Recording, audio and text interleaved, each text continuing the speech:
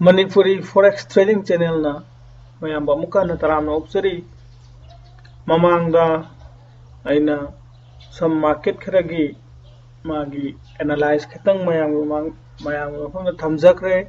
hariba dugi analysis adugi maki result torakpa yiminasi yan han madaina mamangda pijaki badu GBP USD ni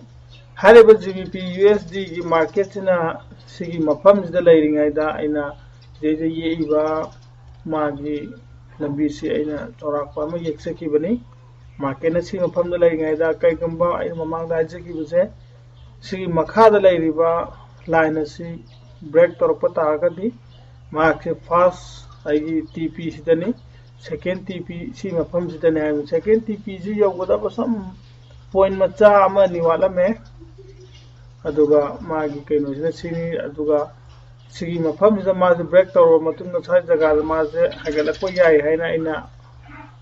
khanjabani aduma ku si bakti ma hagalamdre si makadagi ma aduma down trend akoi gi kaino se chakre aduga kadai jaga bo si mafam sigi target ama yaukre aduga mathangda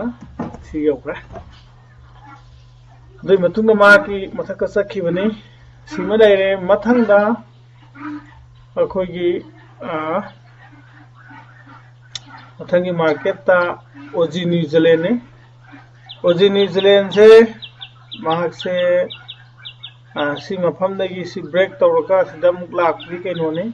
adu mahak hojik si mafam jadi haigalai tawda mahak se mathakta su structure se break tawraka chatli adubu masidi hujiki oina di magi chapcha mafam di yawraktri aduna mathak chitkadra makha chatkadra hujiki oina di magi mathakta oina chatningbagi pamadi lakpa hore structure break tawba hore aduga mathangda CAD/CHF si mafam dagi ne market na sida lairingai matamda ne mahak si the break pire aduga ma liquidity side sigi jaga sida mark se lakpo yai haina thambane si mafam ji makma yaure adu si mafam ji laga aina target thamjagi ba mafam dumak chapchana adumak yaurai si ma kaino ji yaure mathangda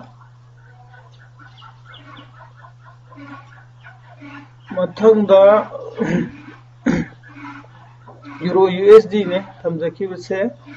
hariba Euro USD je mage si mafam sidagi mag se reaction targa mage lakku yai hai adu mag yaudi yaure aduga sai jaga da sam pullback khara dila ame aduma ku mag structure break tawba khotpa di mag nam kidre ase se 4 hour zone da mag se tare adu mag si makha da khagi reaction yengo matungda adugi kaino mo koina yengba tare mathangda GBP yen je maje yamna reaction je ki matik thugre magi sidi kamaina tawba si mafam sidagi market se lenga da aina sigi zone da words da si leiba zone singi da lakpa yai haina thamjabani han TP ni kai mathaka chakragana samane lakpa or samane magi oibya ba lambi ahum khak ko yengmina kre adu masdai da ko gi sigi kaino sta mark se lae sidagi magi samane tawga si mafam da tawre si mafam da haji 15 minute and 4 hour gi magi zone da market ta sale dui matungna mark se sidai da some kaino engulfing candle amakak maje reversal candle amakoi u phangi si candle sidagi mark se kaino tawre sai jaga isa maje reaction koi sai jaga isa thokre adugi matungda akoina ngaijaba TP simak yauki smai tawdana koina mamang da pijakiba analysis aduda sam akoi market ani ahum amana koina apam labi lai aduga market ama ani mana magi akoina hairiba akoina khanjaramba mafam adudagi khara na thairaga chakhi smai tawdana hadaki ममांग दैना पिजखिबा अनीसुबा analysis की result मैम पुनः येंमिनबगी दमक मैम मुकाना थागतसरी मसिगिदी मतंग असिदा लोचनजरगे थैंक यू।